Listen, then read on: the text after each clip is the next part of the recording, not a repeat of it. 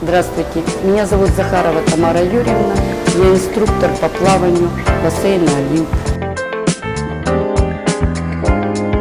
Мы сегодня покажем, как нужно научить ребенка плавать 10-12 лет.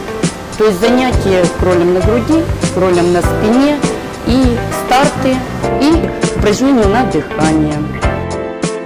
Мы начинаем с кроля на груди и кроль на спине. Это самый легкий вид для ребят обучения.